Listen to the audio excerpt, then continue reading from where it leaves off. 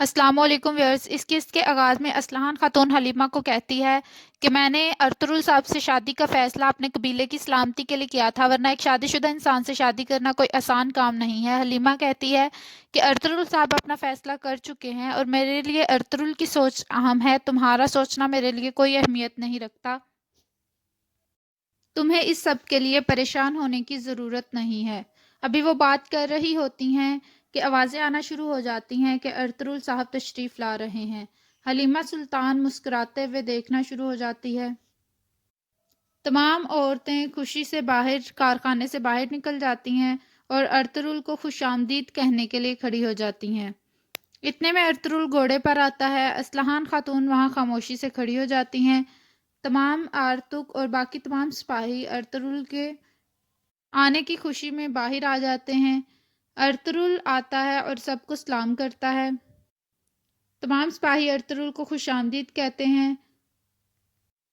اتنے میں ارطغرل حلیمہ کی طرف دیکھتا ہے اور حلیمہ ارطغرل کی طرف بڑھتی ہے۔ اسلحان خاتون یہ سب کچھ دیکھ رہی ہوتی ہیں اور ارطغرل حلیمہ کو گلے لگا لیتا ہے اور اس کا ماتھا چومتا ہے۔ اسلحان افسردہ نگاہوں سے سب کچھ دیکھ رہی ہوتی ہے۔ حلیمہ کہتی ہے کہ آپ کو صحیح سلامت آتا دیکھ کر مجھے بہت خوشی ہوئی ہے۔ اس کے بعد درویش آگے آتا ہے اور وہ کہتا ہے کہ خوش آمدید ارطغرل صاحب۔ ارطغرل حلیمہ کو کہتا ہے کہ مجھے بھی تمہیں یہاں دیکھ کر بہت خوشی ہوئی ہے۔ اس کے بعد جاودار قبیلے کا منظر شروع ہو جاتا ہے۔ وہاں پہ ایک آدمی کتلوجہ کے پاس آتا ہے اور اسے کہتا ہے مجھے امیر سعادتین سے ملنا ہے۔ کتلوجہ اس آدمی کو خیمے میں لے کر جاتا ہے اور بتاتا ہے کہ یہ آپ سے ملنا چاہتا ہے۔ جاندار صاحب کہتے ہیں کہ اسے بھیج دو۔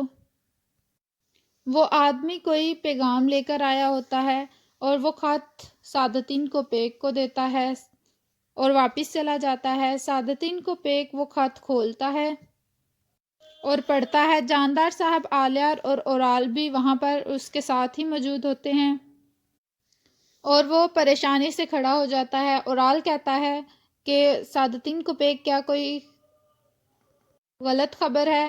سعادتین کو پیک کہتا ہے نہیں، ایک اچھی خبر ہے، ہمارے لیے نہیں البتہ قائیوں کے لیے اچھی خبر ہے، کیونکہ ان کا سردار ایک دفعہ پھر مشکل صورتحال سے بچ کر نکل آیا ہے۔ اورال کہتا ہے یہ کیسے ہوا؟ گورنر اسے بالکل نہیں چھوڑے گا۔ سعادتین کو پیک کہتا ہے کہ گورنر کو اپنی بیٹی مل گئی ہے تو اس کے پاس ارطغرل کو قتل کرنے کی کوئی وجہ نہیں ہے۔ ارطغرل کے سپاہیوں نے لڑکی کو بحفاظت گورنر تک پہنچا دیا ہے۔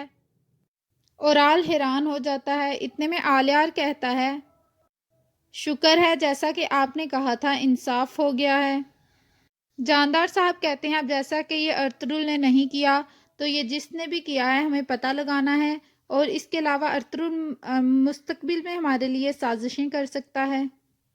تین کو پے کہتا ہے کسی ترک کمانڈر نے اس کو بچایا ہے۔ دوسری طرف آنلی بازار کا سین شروع ہوتا ہے۔ ارطغرل اور حلیمہ سرائے میں آتے ہیں۔ تمام سپاہی نعرہ لگاتے ہیں ارطغرل صاحب زندہ باد۔ ارطغرل کہتا ہے اللہ آپ سے راضی ہو، میری غیر موجودگی میں آپ ثابت قدم رہے، شکر ہے کہ ایک فتنہ ختم ہوا، لیکن آگے اور بھی فتنے ہوں گے اور میں چاہتا ہوں کہ آپ آئندہ بھی بالکل اسی طرح ثابت قدم رہیں۔ اس کے بعد ارطغرل آرتک صاحب کو مخاطب کر کے کہتا ہے کہ کل گورنر یہاں پر دورے پہ آئیں گے، علیکو سے کہیں کہ تمام تاجروں کو بتا دے اور ہم گورنر سے مل کر امن اور اتحاد کو مضبوط بنائیں گے۔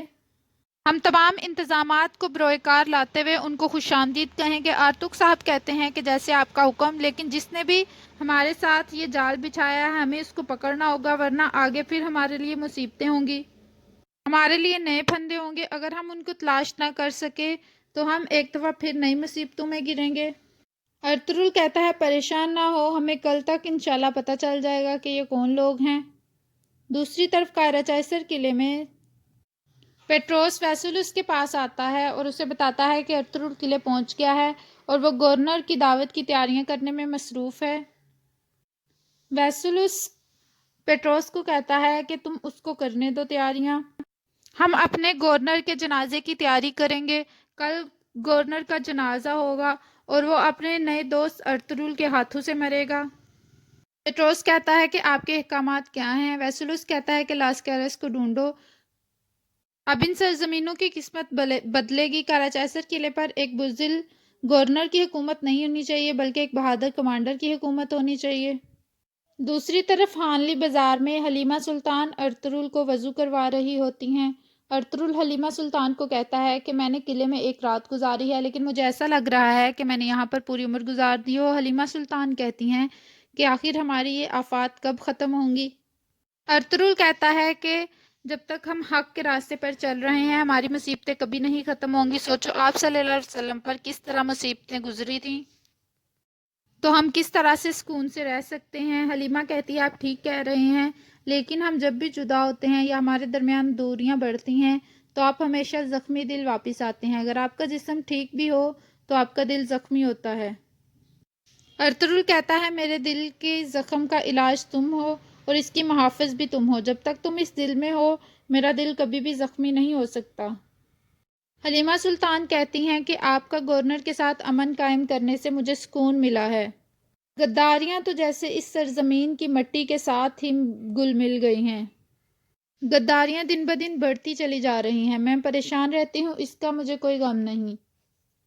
آپ کو کچھ ہو نہ جائے مجھے اس کے خوف کی بھی عادت ہو گئی ہے۔ جب بھی آپ کہیں جاتے ہیں تو مجھے یہی لگتا ہے کہ اگر آپ گئے ہیں تو آپ واپس ضرور آئیں گے۔ ارطغرل کہتا ہے جب تک تم میرے لیے دعائیں کرتی ہو اور تم میرے انتظار میں بیٹھی رہتی ہو تب تک میں واپس ضرور آؤں گا۔ اس کے بعد وہ حلیمہ سلطان کے ہاتھ چومتے ہیں اور نماز پڑھنے کے لیے اٹھ جاتے ہیں۔ دوسری طرف بمسی کھانا کھا رہا ہوتا ہے۔ عبد الرحمن کہتا ہے کہ تم پہاڑوں کے ریچھ کھاتے جاؤ اور دشمنوں کو کاٹتے جاؤ۔ دوحان کہتا ہے تم کھا کھا کر ریچھ بن گئے ہو، ہم تمہیں ریچھ کہتے تھے، اب تم بالکل ریچھ کی طرح دکھتے ہو۔ بمسی دوحان کو کہتا ہے چھوٹے، اور سب اس بات پر ہنسنا شروع ہو جاتے ہیں۔ بمسی کہتا ہے تم میری صورت سے دھوکہ کھا گئے ہو، تم نہیں جانتا کہ میرے اس ذہین دماغ میں کتنی کہانیاں اور کتنے خواب ہیں۔ ایک سپاہی کہتا ہے کہ اپنے اس دماغ کو کھولو، ہم بھی تو جانیں کہ اس دماغ کے اندر کتنی کہانیاں ہیں۔ سب ہنسنا شروع ہو جاتے ہیں۔ بمسی کہتا ہے ترگت سے کہ بھائی اجازت ہے، کیا میں شروع کر سکتا ہوں؟ ترگت کہتا ہے ہاں شروع کرو۔ بمسی کہتا ہے جو میں کہانی سناؤں گا اسے آپ کا سروکار نہیں ہونا چاہیے کہ کہانی حقیقت ہے یا پھر نہیں ہے۔ تمام سپاہی کہتے ہیں ٹھیک ہے، ہم نہیں پوچھیں گے کہ یہ حقیقی ہے یا نہیں ہے۔ بمسی ایک کہانی سنانا شروع کر دیتا ہے جس میں ایک آدمی ہوتا ہے جو کہ بہت بہادر ہوتا ہے۔ وہ پہاڑوں کو بھی اپنی تلوار سے پگھلا دیتا ہے، لیکن وہ اسے ایک دن خبر ملتی ہے کہ ساتھ والے قبیلے میں ایک بہادر فوت ہو گیا ہے، اور وہ کہتا ہے کہ اس کی جان کس طرح نکلی، کیونکہ وہ ایک بے وقوف آدمی ہوتا ہے، بے شک وہ بہادر ہوتا ہے۔ لوگ اسے بتاتے ہیں کہ اسرائیل نے اس کی جان لی، تو وہ کہتا ہے کہ میں اسرائیل سے ملوں گا اور میں دیکھوں گا کہ وہ کس طرح سے میری جان لیتا ہے۔ ایک دن اس کو اسرائیل مل جاتے ہیں اور اسرائیل کہتا ہے کہ میں تمہاری جان لوں گا، لیکن ایک شرط پر، اگر تمہاری جگہ کوئی اور جان دینے کو تیار ہوا تو میں تمہاری جان نہیں لوں گا۔ وہ اپنی ماں کے پاس جاتا ہے، بہن بھائیوں کے پاس جاتا ہے، سب انکار کر دیتے ہیں۔ پھر وہ اپنی بیوی کے پاس جاتا ہے تو اس کی بیوی اس بات پر مان جاتی ہے۔ وہ کہتی ہے کہ تمہارے بغیر یہ زندگی میری کیا ہوگی، اس لیے میرا مرنا ہی بہتر ہے۔ اور یہاں پر اس قسط کا اختتام ہوتا ہے۔ ویڈیو پسند آئے تو لائک کریے گا، کمنٹ کر کے بتائیے گا کیسی لگی آج کی ایپیسوڈ، سبسکرائب کرنا مت بھولیے گا۔ Thank you.